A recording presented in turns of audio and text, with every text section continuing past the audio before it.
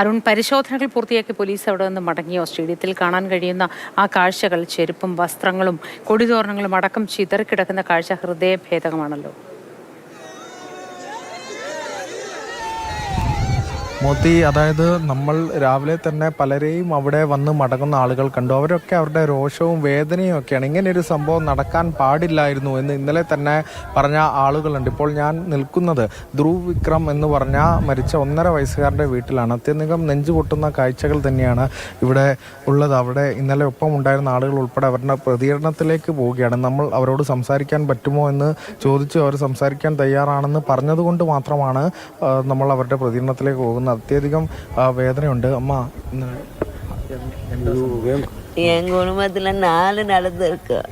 ஏதோ தப்பி தவறி மண்ணோட போயிடுச்சு. என் பிள்ளைங்களெல்லாம் மண்ணு கொண்டுக்கு போட்டு மிதிச்சு எல்லாம் ஆஸ்பத்திரியில் கிடக்குறாங்க. ஒன்று வாரி கொடுத்துட்டேன். என் குடும்பம் ரொம்ப என்ன வாயில்லாத பிள்ளைய கட்டி வச்சேன். அது போல அடுத்தவங்க கொடுத்தா என்ன நாசமாயிருமென்று நான் எடுத்தேன். நான் வளர்த்தேன், நான் பார்த்துக்கிட்டு இருக்கிறேன். அந்த பையன் இப்படி திடீர்னு இந்த மாதிரி ஆகுன்னு இந்த கூட்டத்தில் போய் அந்த பழி வந்து கொண்டாந்துட்டாங்களே. என் பேரன என் பேரனை கொண்டுட்டாங்களே. எனக்கு என்ன வரும்? இப்போ திருப்பி வருமா என் பேர?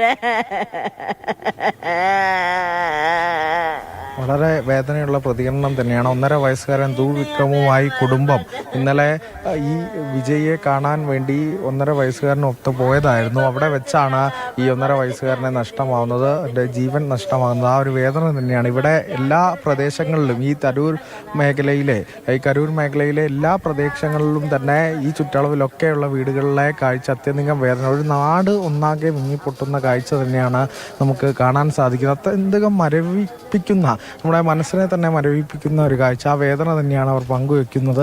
ഈ പ്രദേശത്തെ ആളുകളൊക്കെ ചോദിച്ച ഒരുപാട് ചോദ്യങ്ങളുണ്ട്.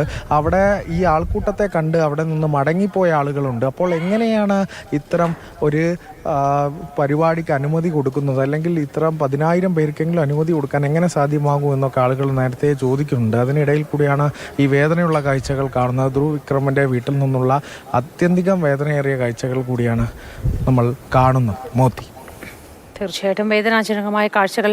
1 വയസ്സുകാരൻ്റെ നിര്യാണത്തിൽ ആ കുടുംബാംഗങ്ങളുടെ വേദന, അതാണ് കണ്ടത്.